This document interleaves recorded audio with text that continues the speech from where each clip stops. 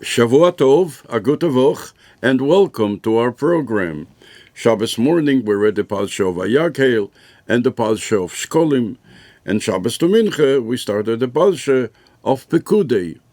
At the very beginning of Pekudei, we find the Posuk, Ele Pekudei HaMishkan, Mishkan Ho'edus. It says two times, the countings of the Mishkan Ho'edus, two times Mishkan. So Rashi immediately asks the question, Hamishkon, Mishkan, Shnei Peomim. Why does it have to say two times? Answers Rashi, Remes, this alludes Lemigdosh, to the Beis HaMikdosh, Shenismashkein B'shnei Churbonin. The Beis HaMikdosh was mortgaged away from us two times, two destructions. Alav shall Yisrael, because of the sins of the Jewish people. This is what Rashi says. The Rebbe asks a question. Rashi has a question. There's a question. Hamishkon Mishkan. Why does it say two times? So Rashi answers because of the two chodbenes, because of the two destructions. The Ben Chomesh Lemikro is going to ask his father, his teacher. Rashi is making it very difficult for us. Rashi now is telling us that the Beis HaMikdash was chorev two times. Why is Rashi saying that?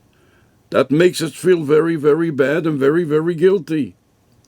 And generally, you want to be uplifting. You want to say something that the Jewish people should have comfort, should have happiness. Forget about the fact that this comes in the month of Ov. So now, in the middle of the singing, of dancing, of the Shishim Yom, Rashi says, I have news for you. Two churbenes, two times Mishkan, which means that the Beis HaMikdash was mortgaged away from us two times, two destructions. How do you reconcile such a position? We will return to that in a moment, and to the explanation of the Rebbe, who turns around the Pirush Rashi, and the Rebbe transforms what seems to us to be negative into something positive, which only the Rebbe can do. But first, our customary story. Shabbos Parshas Kisiso was the Yotzet of my mother, Yehudis Bas Harav Menachem Mendel. She passed away on Chai Oder on the 18th day of Oder, Tovshin Chof, in 1960. When our mother passed away, the Rebbe came personally to pay a Shivah call to be Menachem the Avelim. Something that, from what we know, did not happen after that. I remember it was a Tuesday. We got up on a Wednesday morning. It was Tuesday afternoon, and the telephone rings. It's Rabbi Groner on the other side of the line, and he's asking, what time are we davening Ma'ariv? I believe the answer was 7 o'clock. My father, Zichreinu Livrocho, is a very smart man. And he said, the Rebbe is coming to Ma'ariv. How do you know? The Rebbe is coming to Ma'ariv. And the Rebbe came to Ma'ariv. Rabbi Groner also told us later that the Rebbe told him that he should tell us that the Rebbe will daven Ma'ariv, or wants to daven Ma'ariv in 770. So he's not going to daven in our house, because he wants to daven Ma'ariv in 770, where he always davens. However, the Rebbe wants to be in our house when we daven Ma'ariv. So therefore, the Rebbe is not going to daven Ma'ariv there, but the Rebbe is going to be there. My brother, Reb Shalom Ber, davened Ma'ariv. The Rebbe answered all the omens and so on. After that, when the Rebbe sat down after the last Kaddish, My father, Olav Sholem, asked him a question. The question was, that he asked the Rebbe, why is the minik Chabad is to say at least 16 Kadeshim a day?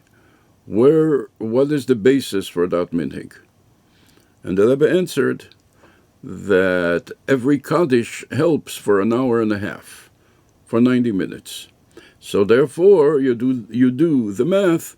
So in 24 hours, an hour and a half, it's 16 Kadeshim. Our father later told us that he didn't mean to ask the question to be matriach the Rebbe, so that the Rebbe should have to answer. However, he knows the halacha that the ovel has to start. That's the halacha. When somebody comes, we should go on simchas to a Shivah house, then he cannot start the conversation. He has to wait until the ovel, or one of the avelim, is starting the conversation.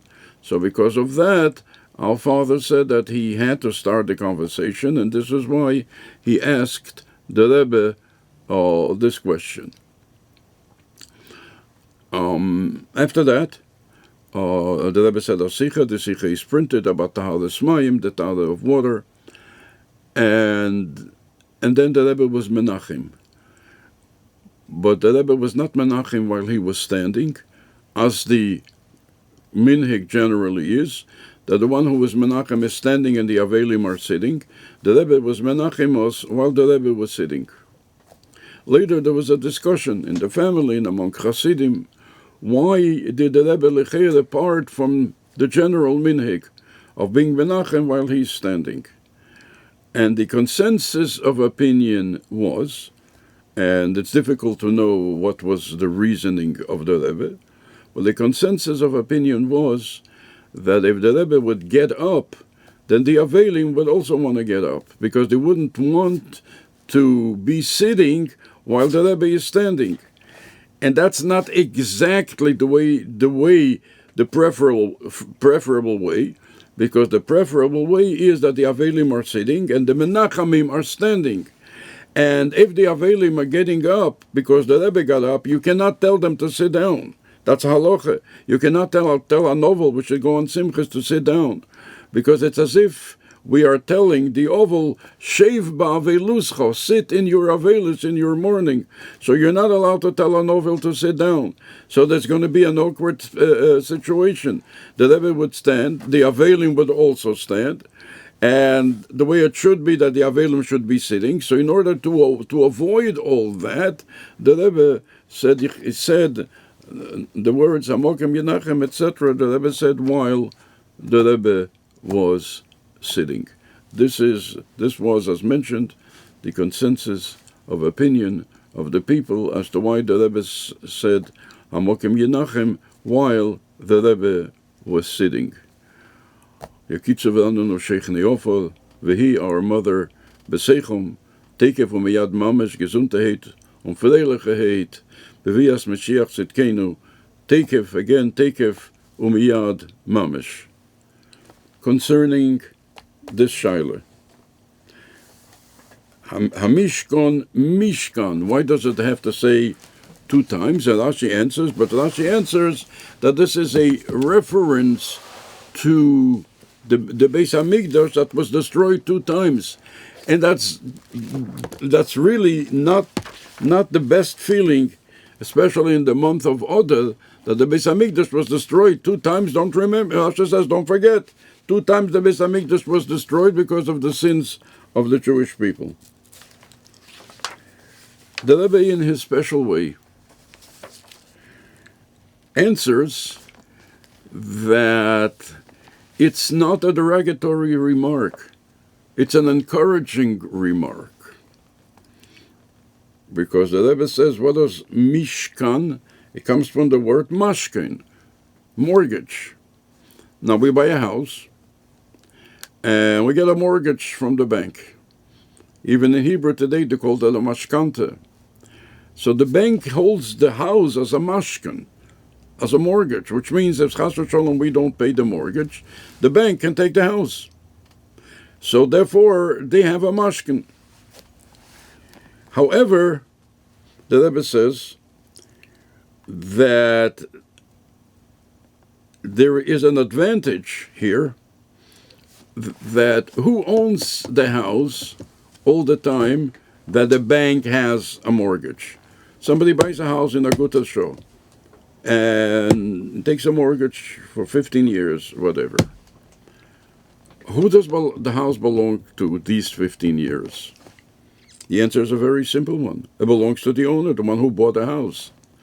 You're going to ask a question, but the bank has a mortgage on this house? The bank has a mortgage.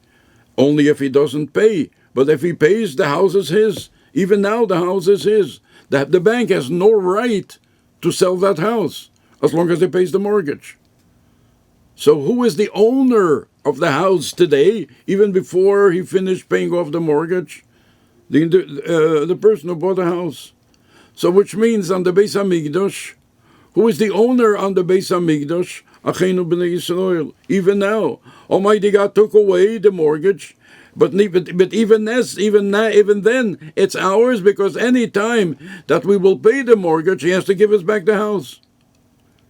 And like the case in a bank, even if they take the house, if the original owner comes and he pays up, he has to get his house back.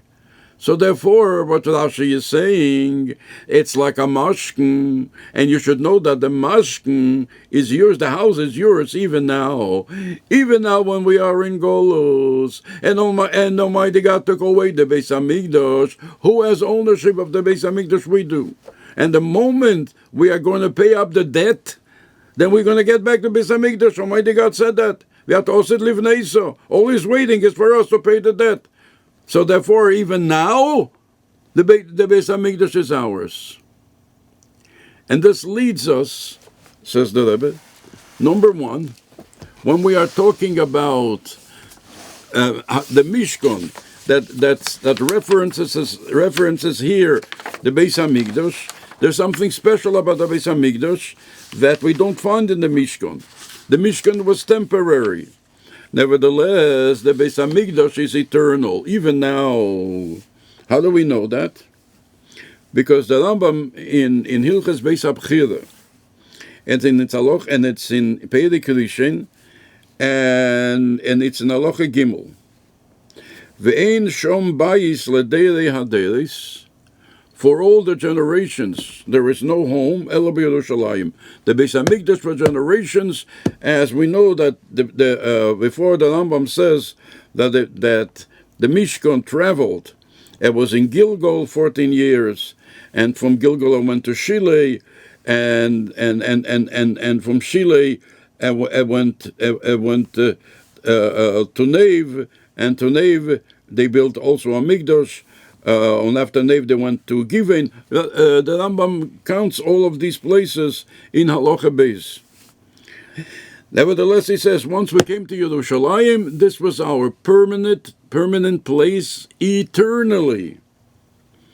Because he brings the Pasuk, Ve'emel zeis menuchosi adeyad. The Rambam brings the Pasuk in Tehillim. Zeis menuchosi, this is my resting spot, adeyad, for all of eternity. In other words, we traveled. We were in many places. We were in Gilgal, and we were in Shilei, and we were in Nev, and so on.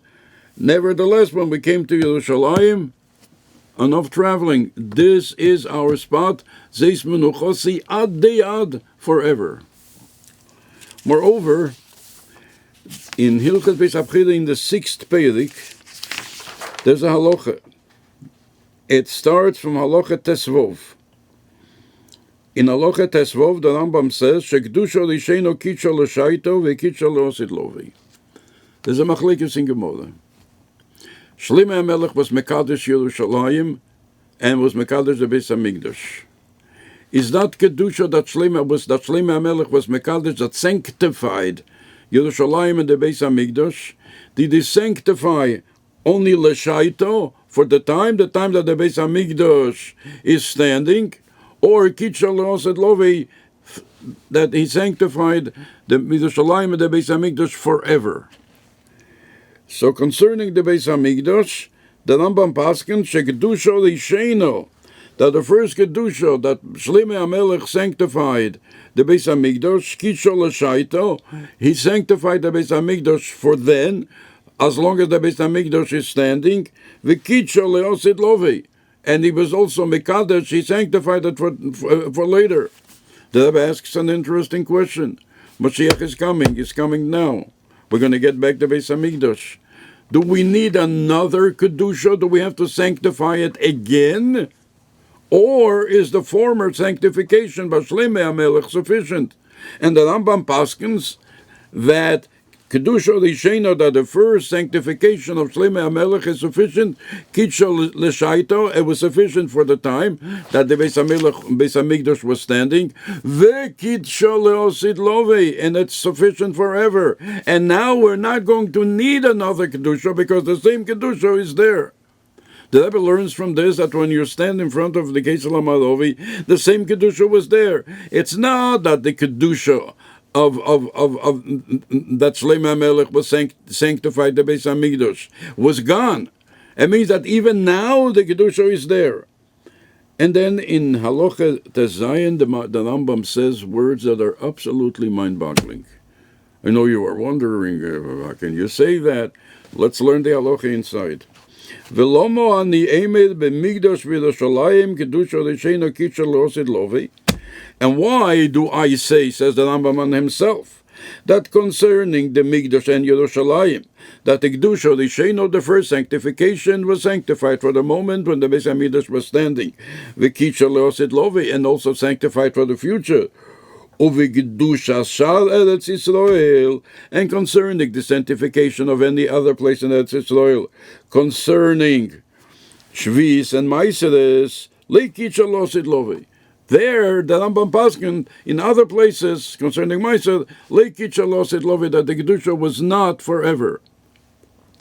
Generally, you don't find this expression that the Rambam should want to answer a dichotomy, a stira from one Rambam on the other. That's a story for the Chaim Brisker. The Chaim Brisker always answers a stira. The Rambam himself doesn't answer a seeming dichotomy from one halacha to the other. The Rambam doesn't do that, and this is an exception, and the Rebbe notes that. And the Rambam says, "Velomo ani emir." This is something that you don't find. And why am I saying? Says the Rambam on himself.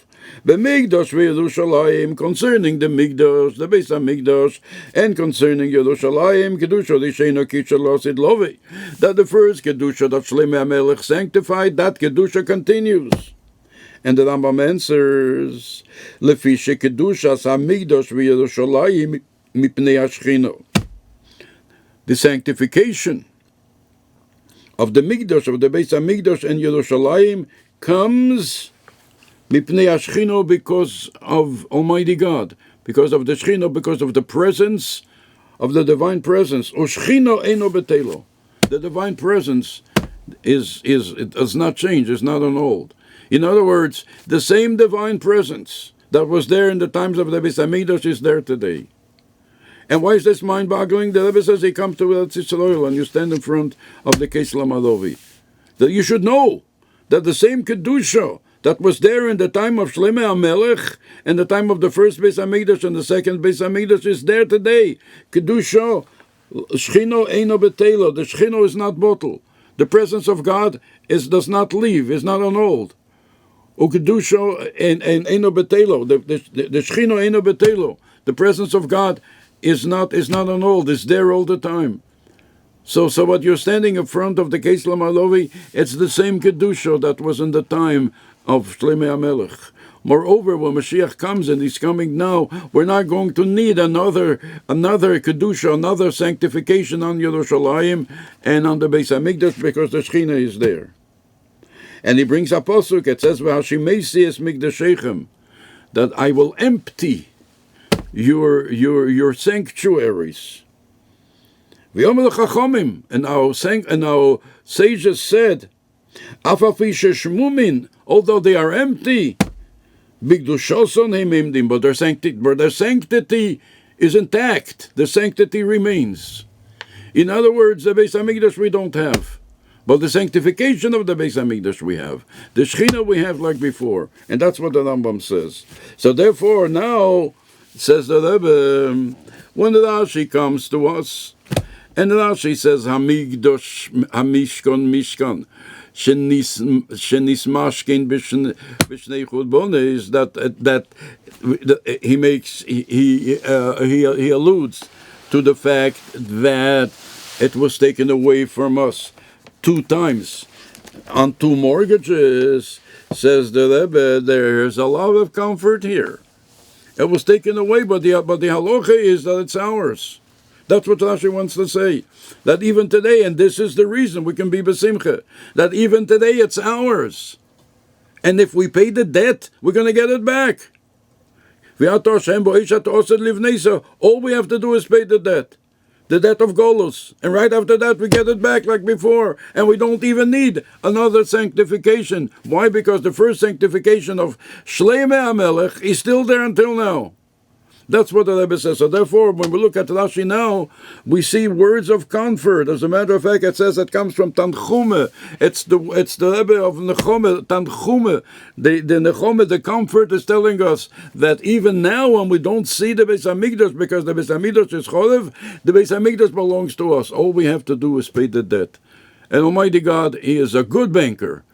He's not going to give us problems. He's going to say, well, I already have the bank, the house, I'm not giving it back to you. No such thing. He is a good and merciful banker. And the moment we will pay up the debt, we are going to get back our house. We're going to get back our Beis Hamikdash. Every one of us, all of us, Gesundheit und Fröhlichkeit. And this is what Rashi says. And with this, Rashi gives us reason to be happy. In the Shishim Yom, in the 60 days of Odel, and as mentioned on this program, the Rebbe says that in a leap year there's an advantage. Instead of 30 days of Odel, we have 60 days of Odel.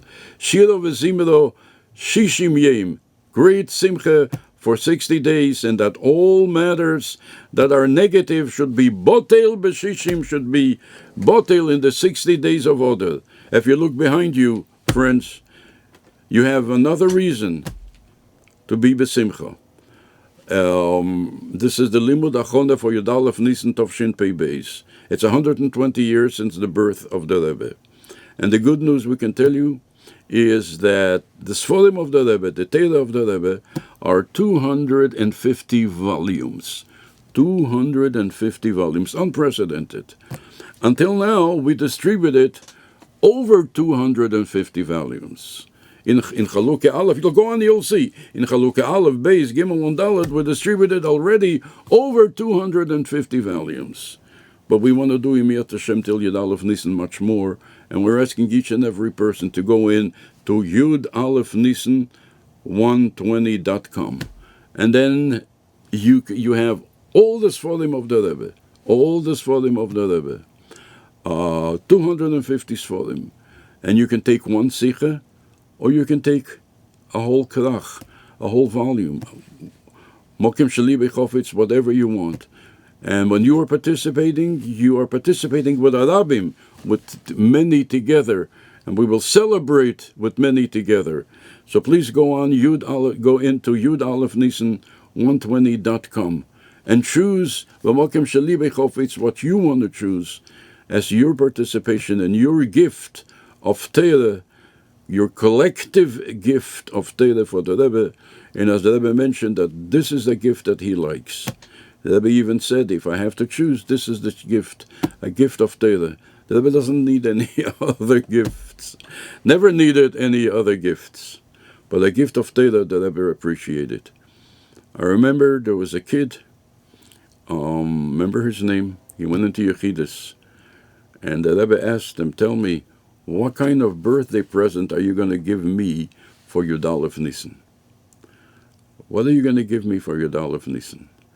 So this is the question we ask ourselves, and everybody's smart enough to understand that the best gift for the Rebbe is a gift of Torah. This is what the Rebbe likes.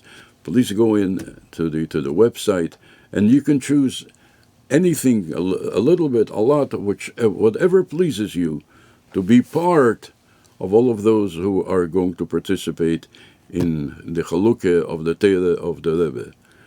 And it is our fervent hope that before Yud Aleph Nisan, we will have the Gula Hamitis V'Ashlemo, and we will see the Rebbe in person, Gesundheit und Fröhlichkeit. Over Agolo di Dan, over Simcha, over Tuv Livov, over Teva Nile Ve'anigle, over Mata Me'asorat Fochim, over Chesed, over Rachamim, V'Tekef, Umiyad, Mamesh.